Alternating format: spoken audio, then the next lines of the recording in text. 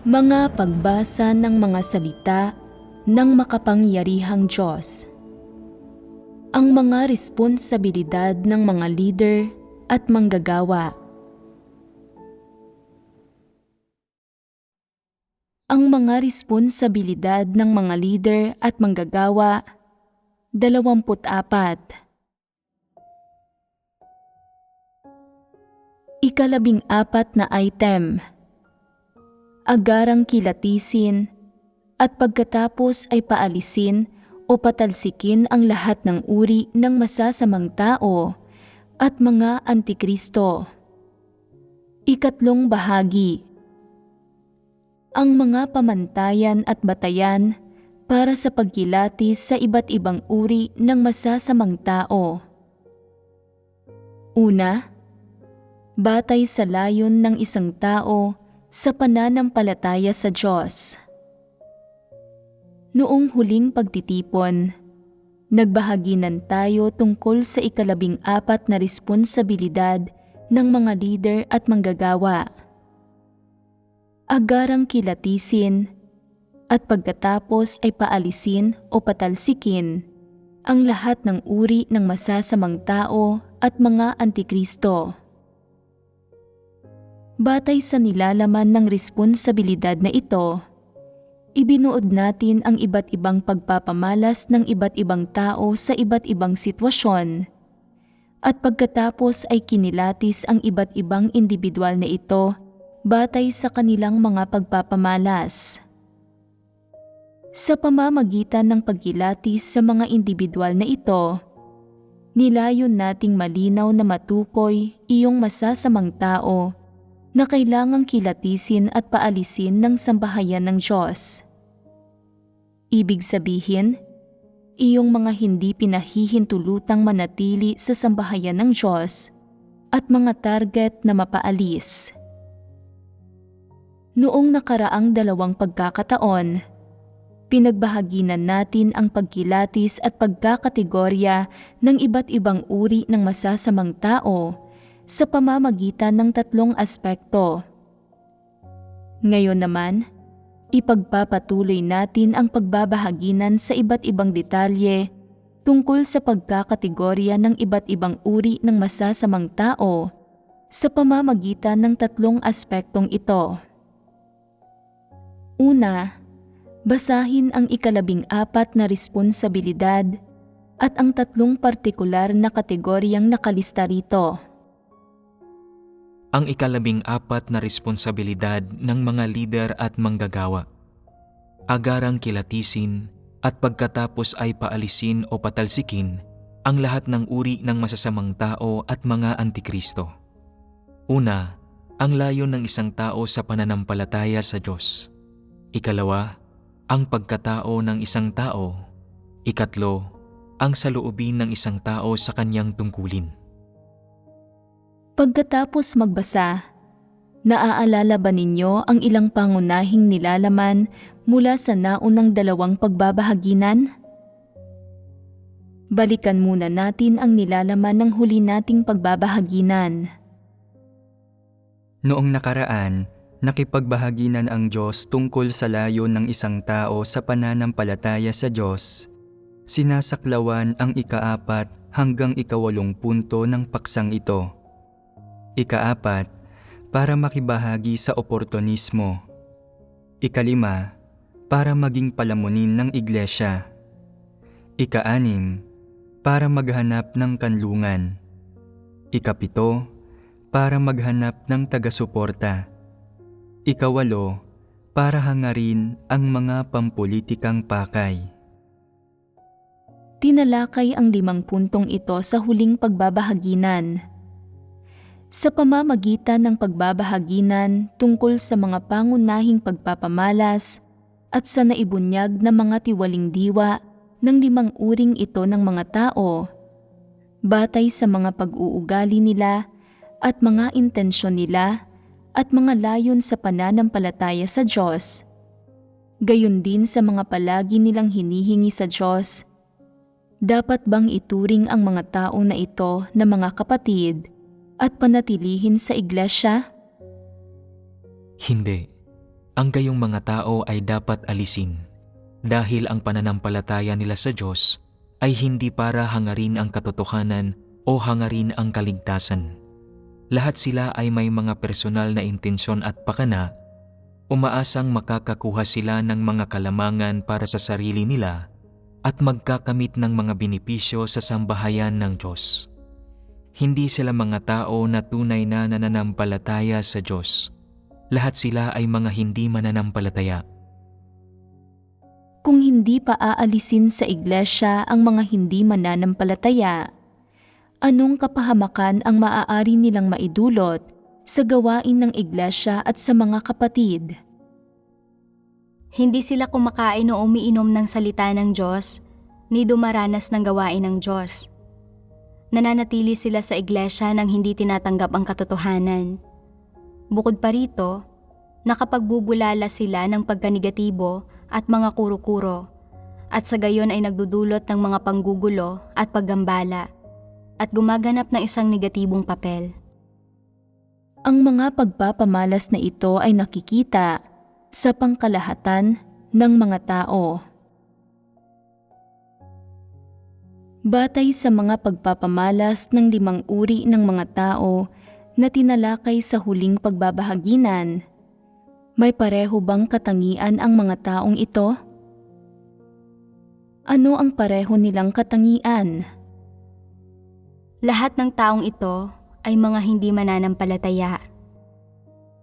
Hindi sila naniniwala sa pag-iral ng Diyos, hindi naniniwala sa katotohanan, at hindi interesado sa katotohanan. Tumutukoy ito sa diwa nila. Dahil hindi sila naniniwala sa katotohanan, hindi nila tatanggapin ang katotohanan. Ang diwa ng mga hindi talaga tinatanggap ang katotohanan ay sa isang hindi mananampalataya. Ano ang mga tanda ng mga hindi mananampalataya? Nananampalataya sila sa Diyos para makibahagi sa oportunismo, para maging palamunin ng iglesia, para makaiwas sa mga sakuna, makahanap ng suporta at ng tuloy-tuloy na pagkakakitaan. Ang ilan pa nga sa kanila ay naghahangad ng mga politikal na pakay. Gustong magkaroon ng koneksyon sa gobyerno sa pamamagitan ng ilang usapin para magkamit ng pabor at makakuha ng opisyal na katungkulan. Ang gayong mga tao ay mga hindi mananampalataya, bawat isa sa kanila. Dala-dala nila ang mga motibo at mga intensyong ito sa kanilang pananampalataya sa Diyos, at sa puso nila ay hindi sila naniniwala ng may buong katiyakan na mayroong Diyos. Kahit na kinikilala nila siya, ginagawa nila ito ng may pag-aalinlangan dahil ang pananaw na kanilang pinanghahawakan ay mala-ateísta. Naniniwala lamang sila sa mga bagay na nakikita nila sa materyal na mundo. Bakit natin sinasabing hindi sila naniniwala na mayroong Diyos? Sapagkat pare-parehas nilang hindi pinaniniwalaan o kinikilala ang mga katunayan na nilikha ng Diyos ang langit at lupa at lahat ng bagay, at na nang matapos likhain ang sangkatauhan, ang Diyos ay patuloy na namumuno sa kanila at may kataas-taasang kapangyarihan siya sa kanila. Kaya, imposibleng maniwala sila sa katunayan na pwedeng maging tao ang Diyos. Kung hindi sila naniniwala na pwedeng maging tao ang Diyos, kaya ba nilang paniwalaan at kilalanin ang lahat ng katotohanang ipinahayag ng Diyos? Hindi nila kaya. Kung hindi sila naniniwala sa mga katotohanang ipinapahayag ng Diyos, naniniwala ba silang maililigtas ng Diyos ang sangkatauhan? At naniniwala ba sila sa kanyang plano ng pamamahala na iligtas ang sangkatauhan? Hindi sila naniniwala sa alinman sa mga ito.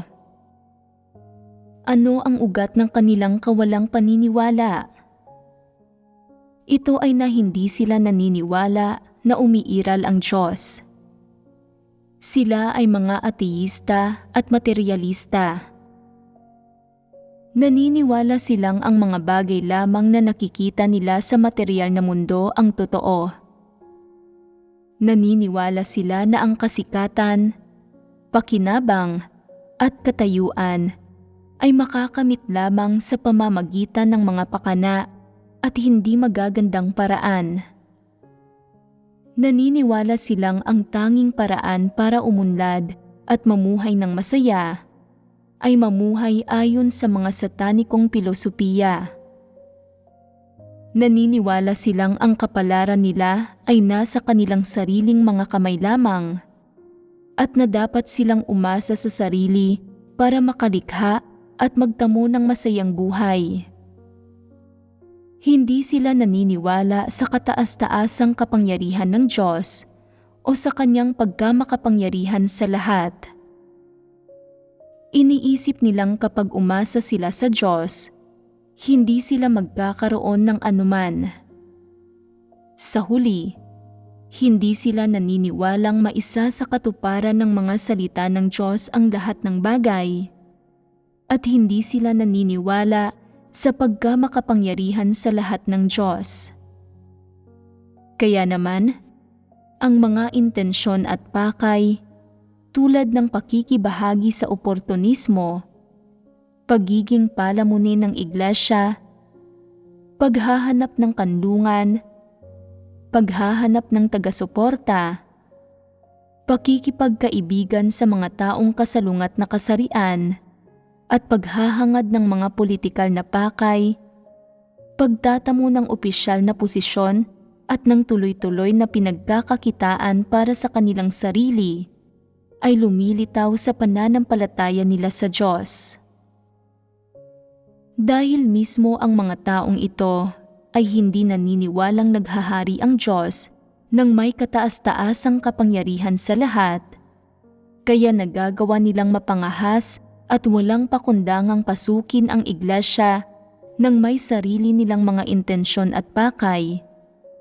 Nagnanais na gamitin ang kanilang mga talento o tuparin ang kanilang mga kahilingan sa iglesia.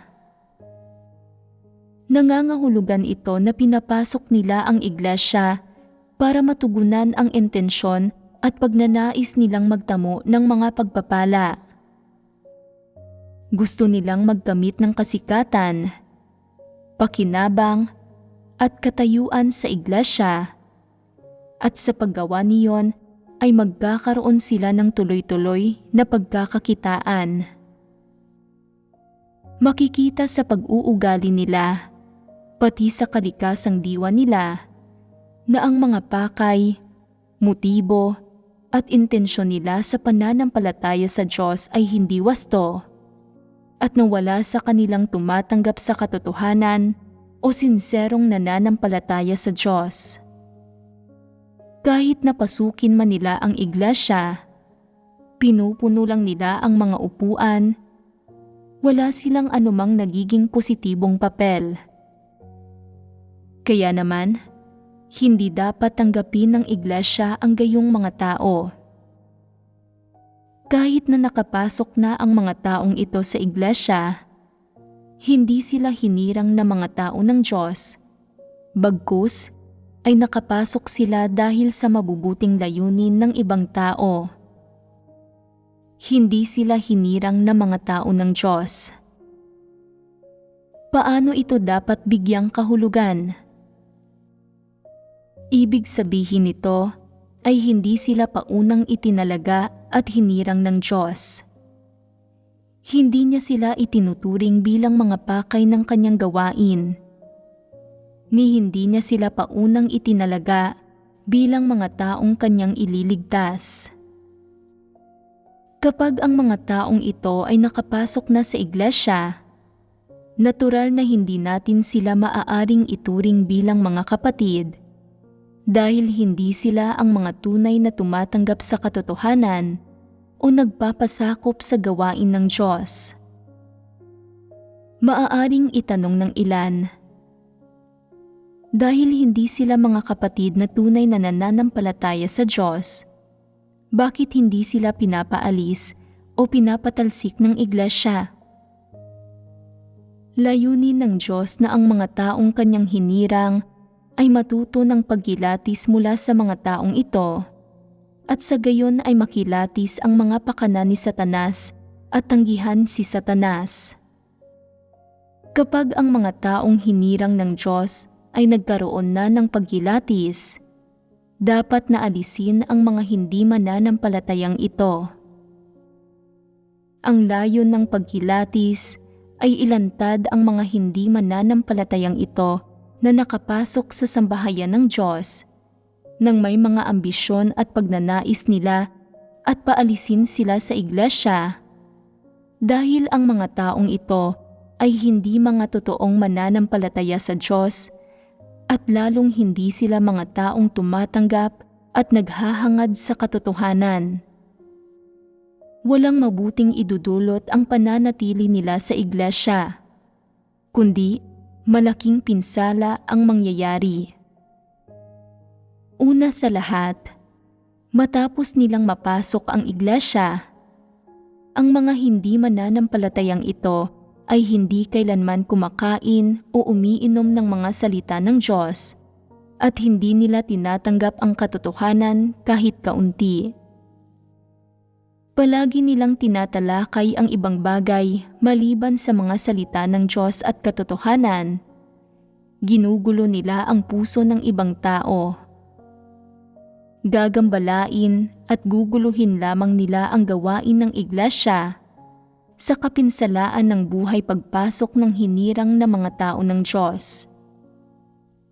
Pangalawa, kung mananatili sila sa iglesia, manggugulo sila habang gumagawa ng masasamang gawa, tulad lamang ng mga walang pananampalataya, nagagambalain at guguluhin ang gawain ng iglesia, at isa sa ilalim ang iglesia sa maraming nakatagong panganib.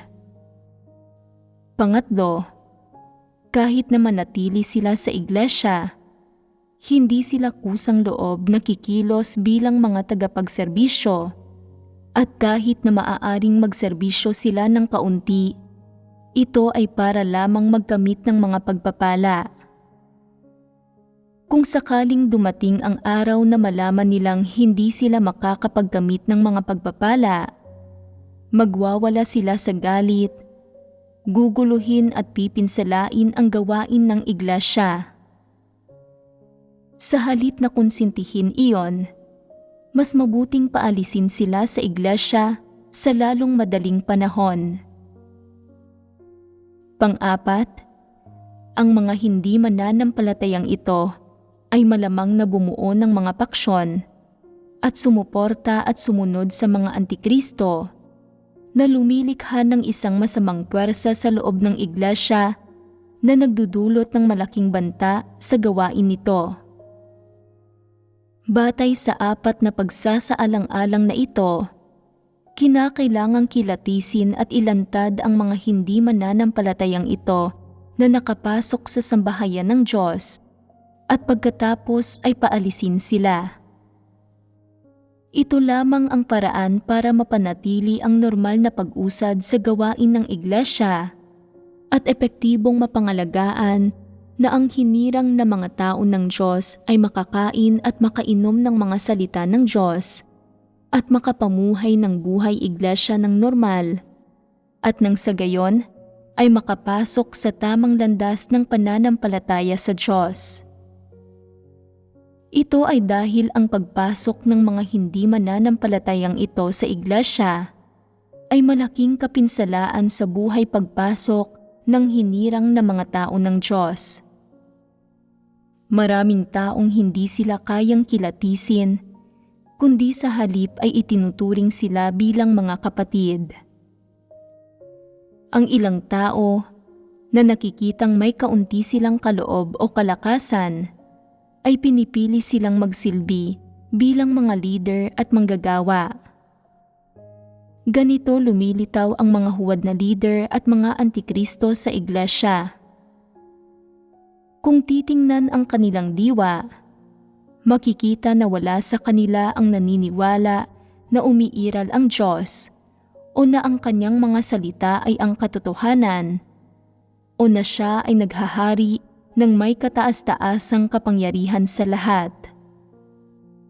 Sila ay mga walang pananampalataya sa mata ng Diyos. Hindi niya sila pinapansin at hindi gagawa sa kanila ang banal na espiritu. Kaya, batay sa kanilang diwa, hindi sila ang mga pakay ng pagliligtas ng Diyos at siguradong hindi niya sila paunang itinalaga o hinirang. Imposibleng iligtas sila ng Diyos. Paano man ito tingnan ng iba, wala sa mga hindi mananampalatayang ito ang hinirang na mga tao ng Diyos. Dapat silang agaran at tumpak na kilatisin at pagkatapos ay paalisin. Hindi sila dapat payagang umali-aligid sa iglesia na ginugulo ang iba. Ang mga hindi mananampalatayang ito ay pumapasok sa iglesia ng may iba't ibang balak at motibo at maaaring hindi mo sila matukoy o makilatis sa simula. Gayunpaman, habang tumatagal, habang mas madalas kang nakikisalamuha at nakikitungo sa kanila, lalo mo silang mauunawaan at lalo mong makikita ng malinaw ang iba't ibang pagpapamalas na nagpapahiwatig na sila ay mga hindi mananampalataya. Kapag nagkagayon, hindi ba't mas madali na silang makilatis batay sa mga salita ng Diyos? Kung lahat ng hinirang na mga tao ng Diyos ay kayang makilatis ang mga hindi mananampalataya, kung gayon, oras na para ibunyag at paalisin sila.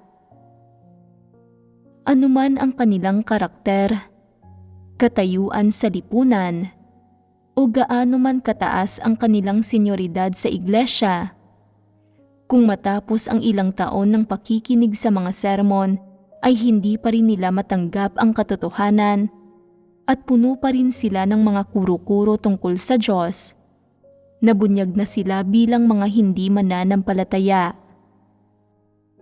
Kung isa sa alang-alang ang mga pakay at pagpapamalas nila sa pananampalataya sa Diyos, walang duda na sila ang mga dapat paalisin o patalsikin. Ito ang gawain ng pag-aalis na dapat gawin ng isang iglesia sa bawat panahon. Ang paksa ng layunin sa pananampalataya sa Diyos ay sumasaklaw sa 8 punto. Ibig sabihin, may 8 uri ng mga tao na may mga pagpapamalas na sapat na para makilatis natin ang iba't ibang uri ng masasamang tao at pagkatapos ay makagawa ng mga wastong paglalarawan at mapangasiwaan ng naaayon ang mga ito. Sa madaling salita, ang 8 uring ito ng mga tao ay hindi maaaring manatili sa iglesia. Maaaring magtanong ang ilang tao, ang bawat isa ba sa 8 uring ito ng mga tao ay nagpapakita ng iisang uri lang ng pag-uugali? Hindi naman sa ganoon ang kaso. Ang layon ng ilang tao sa pananampalataya sa Diyos ay kinapapalooban ng 4 o 5 punto. Sila ay naghahanap ng kanlungan, nagiging palamunin ng iglesia, nakikibahagi sa oportunismo, naghahangad ng mga pampulitikang pakay, at basta na lang naghahanap ng kasalungat na kasarian, pinapasok ang iglesia para walang pagpiling akitin ang iba. Ang layon ng ilang tao sa pananampalataya sa Diyos ay maaaring sumaklaw sa 2 punto.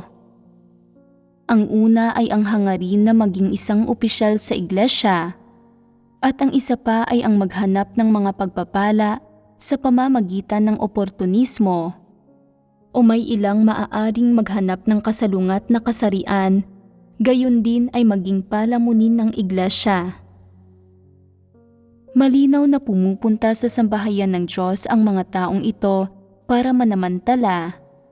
Nilalayong gamitin ang sambahayan ng Diyos o ang mga kapatid para tulungan silang matapos ang mga bagay-bagay upang magsikap para sa kanila, para makamit nila ang kanilang mga pakay at matugunan ang kanilang mga kahilingan. Ginagawa nila ang lahat ng posibleng paraan para paglingkurin nila ang mga kapatid para sa kanila. Sa madaling salita, ang malinaw na pakay ng mga hindi mananampalataya at mga oportunistang ito na pinasok ang iglesia at dapat na mapaalis o mapatalsik sa pagpunta nila sa sambahayan ng Diyos ay ang maging pabigat at samantalahin ang sitwasyon para sa sarili nilang kapakinabangan. Sa pananalita o mga pagkilos man nila, ang pakay nila ay palaging malabong makikilatis. Hinding-hindi tinatanggap ng mga taong ito ang katotohanan at wala silang interes sa katotohanan. Minsan ay nagpapakita pa nga sila ng mga pakiramdam at saloobin ng pagkasuklam at paglaban. Anumang tungkulin ang isaayos ng iglesia para sa kanila, may pag-aatubili lang silang nakikipagtulungan kung kapaki-pakinabang ito sa kanila. Kung wala itong pakinabang sa kanila, may paglaban sa kalooban nila at nagpapakita sila ng pagiging negatibo at pasibo at maging ng pagkasuklam at pagtanggi. Gumagawa sila ng kaunting gawain kung mayroon lang itong pakinabang. Kung wala, iniiwasan o pasibong iniraraos nila ito. Sa mahahalagang sandali ng gawain, nakikipagtaguan sila, naglalaho at pinababayaan ang gawain ng iglesia. Mula sa mga pagpapamalas na ito, malinaw na ang pananampalataya nila sa Diyos ay para lang maging pabigat. Maging ang paggamit sa kanila para magserbisyo ay nagdudulot ng mas maraming kapahamakan kaysa kabutihan. Una, para magmanman sa iglesia. Ngayon, pagbabahaginan natin ang huling punto sa paksa ng layon ng isang tao sa pananampalataya sa Diyos. Maliban sa nauna nang nabanggit na 8 punto, may isa pang uri ng tao na ang pakay at intensyon sa pananampalataya sa Diyos ay hindi wasto. Ano ang ipinagkaiba nila sa mga nabanggit sa itaas na inuudyukan lang ng mga benepisyo? Ginagawa ang makakaya nila para hangarin ang kasikatan, pakinabang at katayuan. Ang ganitong uri ng tao ay hindi pumapasok sa iglesia para maging isang opisyal, para sa katayuan o tuloy-tuloy na pagkakakitaan, o para mapagaan ang kanilang buhay at iba pa. Mayroon silang isang pakay na mahirap matuklasan ng mga ordinaryong tao. Ano ang pakay na ito? Ito ay para manmanan at kontrolin ang iglesia. Ang pagmanman sa iglesia ang ika-9 na punto sa paksa ng layon ng isang tao sa pananampalataya sa Diyos. Ang mga tao na ito ay pumapasok sa iglesia na may gampaning manmanan ito, nilalayong kontrolin ang daloy ng pag-unlad ng iglesia. Ang mga taong nagpapadala sa kanila, ang kanilang mga nakatataas o amo, ay maaaring kumatawan sa pamahalaan, sa isang partikular na relihiyosong grupo o isang organisasyon sa lipunan. Dahil sila ay hindi pamilyar sa iglesia, puno ng pagkamausisa at nababahala pa nga tungkol sa paglitaw, pagkakabuo at pag-iral ng iglesia, may intensyon silang malalim na unawain ang iglesia, alamin ang tungkol sa estruktura ng iglesia, ang gawain at iba't ibang sitwasyon nito. Sa makatuwid, may ilang tao na ipinadadala sa iglesia para magsagawa ng trabaho ng pagmanman. Iyong mga nagsasagawa ng trabaho ng pagmanman sa iglesia, nagmula man sila sa pamahalaan, mga relihiyosong grupo o anumang organisasyong panlipunan, ay may layon sa pananampalataya sa Diyos na ganap na naiiba mula sa layon ng mga totoong kapatid. Hindi sila narito para tanggapin ang pagliligtas ng Diyos. Hindi sila pumarito para tanggapin ang mga salita ng Diyos, ang katotohanan at ang pagliligtas ng Diyos batay sa pananampalataya at pagkilala sa Diyos. Ang pananampalataya nila sa Diyos ay may kasamang mga pampulitikang pakay o isang gampaning ibinigay ng anumang organisasyon. Kaya, ang pagmanman sa iglesia ay parehong pakay nila sa pagpasok sa iglesia at sa pananampalataya sa Diyos, at isang gampaning itinalaga ng kanilang mga nakatataas. Ito ay isang trabaho na ginagawa nila para sumweldo sila. Para sa mga pumapasok sa iglesia para manmanan ito, ano ba ang minamanmanan nila?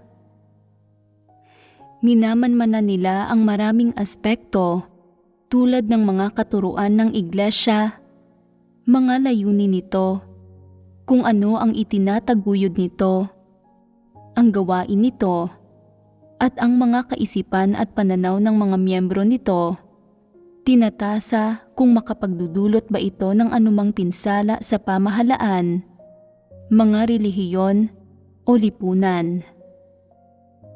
Sinisiyasat nila ito para sa anumang pahayag na kontra sa lipunan, kontra sa pamahalaan, o kontra sa estado pagdating sa pananalita.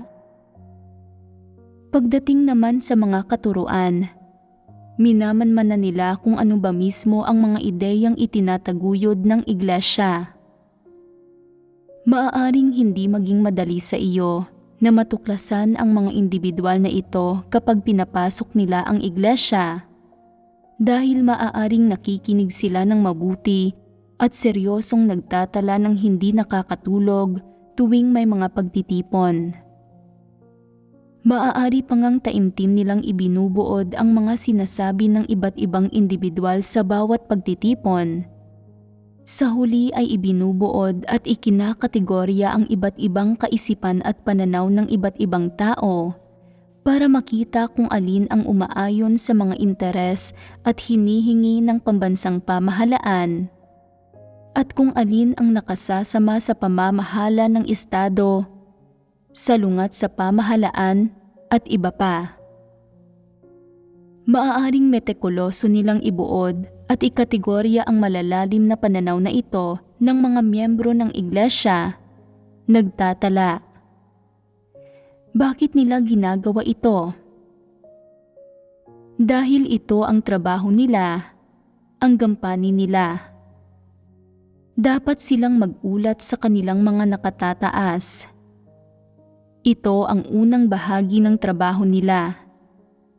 Ang maarok ang mga katuruan ng iglesia at ang mga ideolohikal na inklinasyon ng lahat ng miyembro nito. Sa sandaling paniwalaan nila na ang mga inklinasyong ito ay naglalaman ng mga elementong nakasasama sa lipunan o sa estado, o kung pinaniniwalaan nilang lumilitaw ang ilang radikal na kaisipan at pananaw, kaagad nilang iuulat at sasabihin ito sa kanilang mga nakatataas para maisagawa ang mga naaangkop na hakbang. Ang nilalayon nilang unang maunawaan ay ang mga katuruan ng iglesia. Isa ito sa mga pangunahing trabaho nila sa pagmanman sa iglesia. Kasunod ay ang impormasyon tungkol sa mga tauhan ng iglesia. Halimbawa, Nangangalap sila ng impormasyon sa kung sino ang mga nakatataas na leader ng iglesia, pati na ang tirahan, edad, itsura, antas ng pinag-aralan, mga interes at libangan, mga kalagayang pangkalusugan ng mga ito, kung ano ang pinag-uusapan ng mga ito sa pang-araw-araw na buhay, kung saan nagpupunta ang mga ito, anong trabaho ang ginagawa ng mga ito, gayon din kung anong oras nagtatrabaho araw-araw ang mga ito at ang nilalaman ng trabaho ng mga ito. Tinitingnan ng mga nagmamanman kung ang mga leader na ito ay gumawa ba ng anumang pahayag o nagsagawa ng anumang pagkilos na laban sa pamahalaan, laban sa mga relihiyon o laban sa mga kalakaran ng lipunan. Gayon din ang mga reaksyon ng mga leader na ito sa sistema ng pamamahala at sa mga kasalukuyang nangyayari sa politika sa bansa, bukod pa sa ibang mga bagay. Ang lahat ng ito ay aspekto na nilalayong arukin niyong mga nagmamanman sa iglesia. Dagdag pa rito, patuloy rin nilang binibigyang pansin ang mga istruktura at administratibong istruktura ng iglesia. Halimbawa, minamatyaga nila kung sino ang mga leader at manggagawa ng iglesia, kung anong antas ng mga leader ang tinanggal, kung anong mga pagsasaayos ang ginawa para sa mga ito matapos tanggalin, kung sinong mga leader ang inaresto, at kung sino ang humalili sa gawain ng mga ito pagkatapos. Nangangalap sila ng mga impormasyon tungkol sa edad, kasarian, tagal ng pananampalataya sa Diyos, at antas ng pinag-aralan ng kahalili, at kung may mga talento ba ang mga ito at nagtapos sa unibersidad, kung mayroon ba itong anumang negatibong epekto sa bansa o lipunan, at kung maaari kaya itong kuning magtrabaho sa mga kagawaran ng pamahalaan, bukod pa sa ibang partikular na impormasyon. Gusto pa nga nilang malaman ang mga partikular na leader ng iglesia na magsisimula o tinatanggal sa posisyon nila. Ibig sabihin, ang estado ng mga tauhan, partikular na gawaing administratibo, at ang istruktura ng iglesia ay pawang aspektong nilalayo nilang maging pamilyar sa kanila. Bukod pa rito, nilalayo nilang ganap na maarok ang impormasyon tungkol sa kung gaano karaming item ng gawain mayroon sa iglesia, ilang grupo ang mayroon, at ang mga detalye ng mga superbisoran ng bawat grupo, bukod pa sa ibang mga bagay. Nag-iikot-ikot sila para magtanong, magmasid at matuto. Isinasagawa ang trabaho nila ng labis na detalyado. Ang trabahong dapat gawin at gampaning dapat isakatuparan ng ganitong uri ng mga tao na pinapasok ang iglesia ay ang kaagad na maarok ang lahat ng aspekto ng sitwasyon ng iglesia at ang iba't ibang nangyayari dito para makamit ang layunin ng pagmanman sa iglesia. Kinapapalooban ito, halimbawa, ng kung paano umuunlad ang iglesia sa labas ng bansa, ilang bansa na ang napalaganapan ng ebanghelyo at sa aling mga bansa itinatag ang mga iglesia. Kailangan nilang maarok ang lahat ng detalyeng ito. Ang mga ito ang mga pangunahing gampaning isinasakatuparan nila sa pagmanman sa iglesia. Una, ang arukin ang mga katuruan ng iglesia. Ikalawa, ang arukin ang sitwasyon ng mga tauhan ng iglesia. At ikatlo, ang arukin ang estado ng gawain ng iglesia at ang mahahalagang dynamics rito kamakailan. Ganap silang kumikilos bilang mga kasabwat at alipores ni Satanas ng malaking pulang dragon. Sila ay tunay na mga alipin ni Satanas. Ang ganitong uri ng mga tao na nagmamanman sa iglesia ay pinapasok ang iglesia para sa pakay na maarok ang impormasyong nauugnay sa mga katuruan ng iglesia, mga tauhan, mga kalakaran sa gawain ng iglesia, laki ng iglesia, at iba pang aspekto. Nilalayo nilang arukin ang bawat isa sa mga aspektong ito at pagkatapos ay iulat ang mga ito sa kanilang mga nakatataas na maaaring sa anumang oras ay bumuo ng mga kaukulang plano sa patakaran o mga hakbang para harapin ang iglesia batay sa sitwasyon. Sa madaling salita, tiyak na hindi mabuti ang pakay nila sa pagmanman sa iglesia. Kung hindi, bakit pa rin nila minamanmanan ang iglesia, gayong hindi naman ito nagdudulot sa kanila ng yaman o benepisyo?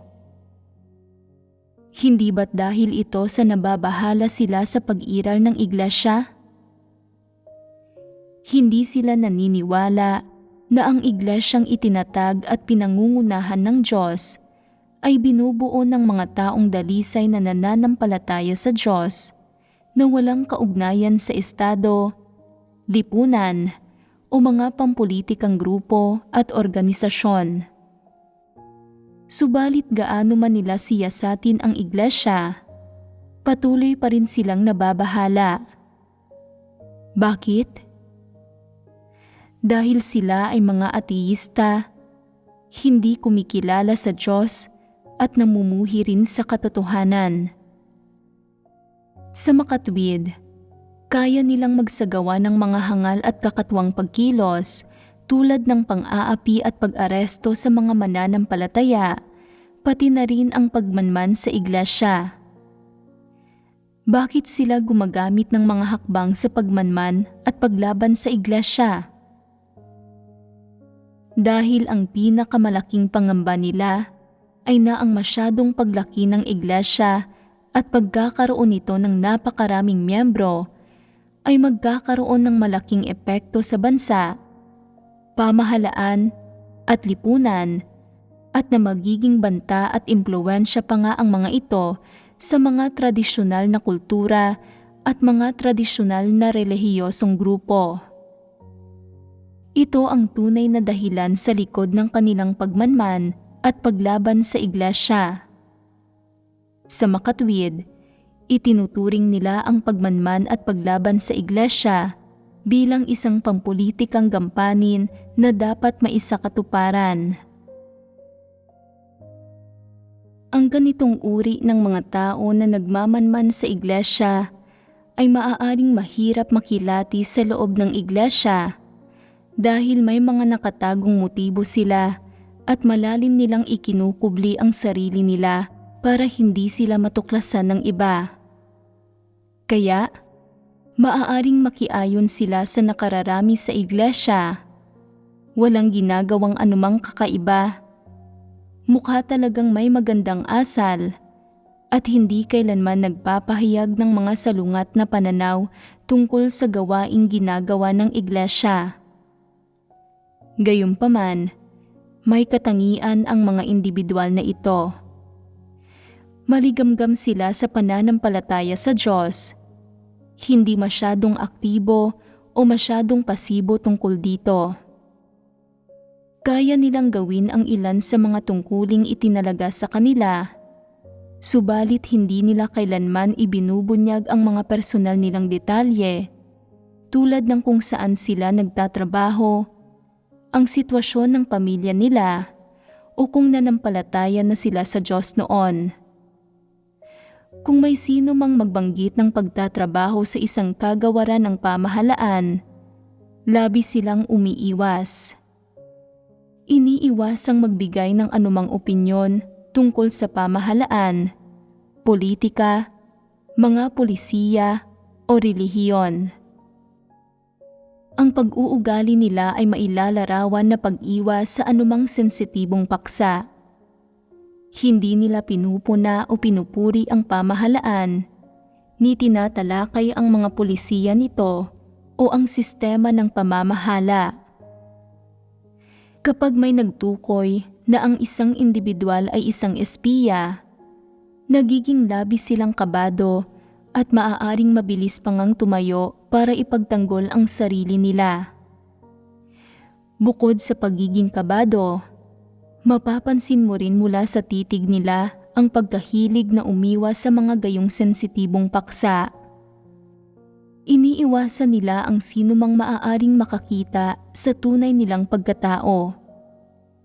Bukod pa rito, madalas silang tumanggap ng mga tawag mula sa mga di kilalang numero o nakikisalamuha at nakikipag-ugnayan sila sa mga misteryosong individual na hindi konektado sa iglesia. At sa sandaling sagutin nila ang isa sa mga tawag na ito, lumalayo sila mula sa iba. Kung may makakita man sa kanila sa mga oras na ito, halatang nagiging balisa sila, namumula at mukhang labis na nababahala, natatakot na baka matuklasan ang pagkakakilanlan nila. Maliban sa patagong pangangalap ng impormasyon tungkol sa iglesia, nagtatanong-tanong din sila paminsan-minsan tungkol sa kalagayan ng mga kapatid. Nagtatanong ng mga bagay tulad ng, ilang taon ka nang nananampalataya sa Diyos? Nananampalataya ba ang mga magulang mo? Nasa mainland ba ang mga miyembro ng pamilya mo? Sa mga miyembro ng pamilya mo na nasa mainland, sino-sino ang nananampalataya sa Diyos at ilang taon na? Ilang taon na sila? Ilang tao ang nasa inyong lokal na iglesia? Kumusta na sila ngayon? Paminsan-minsan, naghahanap sila ng sensitibo at pribadong impormasyon na ayaw ibahagi ng mga tao. Sa mga pangkalahatang pakikipag-ugnayan sa pagitan ng mga kapatid, walang sino man ang sadyang o aktibong nagtatanong ng sensitibong personal na impormasyon kung ayaw ng isang tao na magbahagi.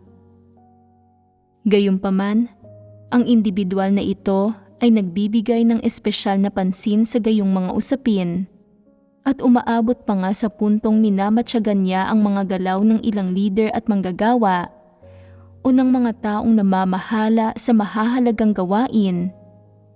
Sinusubukang makuha ang datos na nasa mga computer at cellphone ng mga taong ito o ang impormasyon tungkol sa kanilang tirahan. Iginigiit na imbestigahang mabuti ang mga detalyeng ito. Kung mapansin niyang hindi dumalo ang isang leader sa isang pagtitipon, magtatanong siya, wala si ganito at ganyan sa pagtitipon ngayon. Ano ba ang ginagawa niya? Kung may magsasabing abala ang leader na ito, magtatanong pa siya, abala sa anong bagay? Dinidiligan ba niyang muli iyong mga bagong mananampalataya? Sino-sino ang bagong mananampalatayang iyon? Kailan sila nagsimulang manampalataya? Bakit hindi ko alam ang tungkol dito? Patuloy siyang nag-iimbestiga ng husto. Sinasabi ng mga kapatid na kung hindi natin dapat malaman, huwag tayong magtanong. Bakit kailangan pang patuloy na magtanong? Hindi naman ito tungkol sa buhay pagpasok. Wala itong kinalaman sa katotohanan. Hindi ito kailangang malaman. Na sinasagot naman ng tagamanman ng, subalit ang mga ito ay mga usapin ng sambahayan ng Diyos, ng gawain ng iglesia. Bakit hindi natin ito maaaring malaman? Nananampalataya tayong lahat sa Diyos at hindi nakasasama ang kaunting kaalaman. Kung ayaw ninyong malaman, ibig sabihin ay hindi ninyo pinahahalagahan ang gawain ng iglesia o ang mga leader ng iglesia. Sino ba talaga ang kinatagpo ng leader?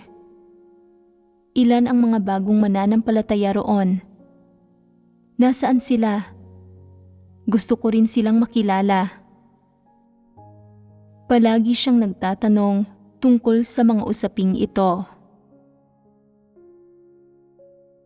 May isa pang gampanin na pinagtutuunan ng pinakamalaking pansin ng mga sumusubaybay sa iglesia, at ito ay ang pag-arok sa kalagayang pinansyal ng iglesia.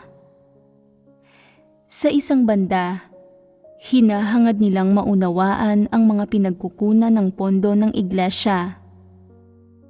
Gusto nilang malaman kung ang iglesia ay nagtayo ba ng mga pabrika o negosyo, nagmamay-ari ng mga pabrikang nang-aabuso sa mga manggagawa, gumagamit ng mga batang manggagawa, at kung ang iba't ibang item ba ng gawain ng iglesia ay kinasasangkutan ng mga kumikitang proyekto.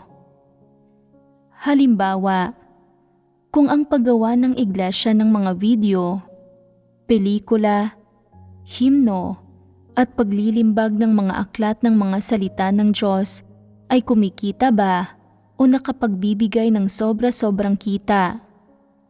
Kung ano ang mga pinagkukunan ng pondo ng iglesia, kung may mayayamang individual bang nagbibigay ng donasyon para suportahan ang iglesia, kung kasama ba sa mga individual na ito ang mga elitistang politiko o mga multimilyonaryo at bilyonaryo. Ito ang mga detalye na nais nilang maarok. Bukod sa pag-unawa sa mga administratibong istruktura at mga pinansyal na pinagkukunan ng iglesia, nilalayon din nilang maarok ang pag-iingat ng pondo ng iglesia na may layong mamatyagan ang direksyon ng mga pondong ito. Kung paano ginagastos ng iglesia ang pera nito, kung sangkot ba ito sa anumang iligal na gawain, kung nag-oorganisa ba ito ng mga elitista sa lipunan o nakikipagtulungan sa iba't ibang panlipunang organisasyon at grupo para magkakasamang tutulan ang mga diktatorial na pamahalaan at itaguyod ang mga karapatang pantao at iba pa. Ang mga ito ay ilan din sa mahahalagang sitwasyon na nilalayon nilang maarok. Itinatanong ng ilang tao, ang pagsubaybay ba sa iglesia ay isinasagawa lang ng bansa ng malaking pulang dragon? Tumpak ba ang pahayag na ito? Ang totoo, ang buong mundo at ang buong lipunang pantao ay lumalaban sa Diyos.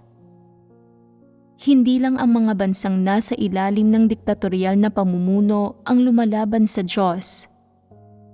Kahit sa mga tinatawag na Kristiyanong bansa, ang karamihan ng nasa kapangyarihan ay mga ateísta at mga walang pananampalataya, at maging sa mga may kapangyarihan na may pananalig o na nagpapahayag na Kristiyano sila, kakaunti lang sa kanila ang kayang tumanggap sa katotohanan. Karamihan ng tao ay hindi kumikilala at lalong hindi tumatanggap sa katotohanan. Kaya, hindi ba't ang mga ito ay mga taong nananampalataya sa Diyos subalit lumalaban sa Kanya? Halimbawa, sa mga relihiyon tulad ng Kristyanismo, Katolisismo at Hudaismo sa Israel, ang mga nasa matataas bang posisyon ay binubuo ng mga taong tumatanggap sa katotohanan? Hindi talaga. Wala sa kanila ang pumupunta para imbestigahan ang gawain ng Diyos. Wala ni isa sa kanila ang kayang tumanggap sa katotohanan. Sa mas tumpak na pananalita, lahat sila ay mga hindi mananampalataya. Lahat sila ay lumalaban sa Diyos at mga antikristo. Ginugulo at sinasabotahin nila ang gawain ng Diyos at brutal nilang pinipigilan at inuusig ang mga sumusunod sa Diyos na napatutunayan ng pagtrato nila sa gawain ng Diyos sa mga huling araw. Aling denominasyon ang nagpapahintulot sa mga mananampalataya nito na malayang imbestigahan ang tunay na daan, pakinggan ang mga mangangaral mula sa labas o tumanggap ng mga estranghero?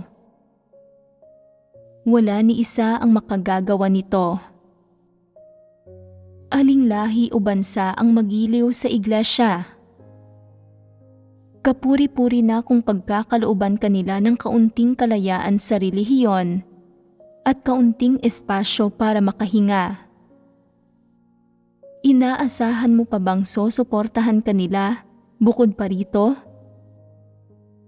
Kapag lumilitaw ang iglesia ng Diyos o kapag nagsisimula ng mangaral ng ebanghelyo ang iglesia, ang mga taong ito na hindi man lang nananampalataya sa pag-iral ng Diyos at na nakararamdam ng malaking pagkasuklam at pagkapuot sa mga katotohanang ipinahahayag ng Diyos, ay nagsasagawa ng isang espesyal na trabaho, ang magtalaga ng mga individual para masusing subaybayan ang iglesia.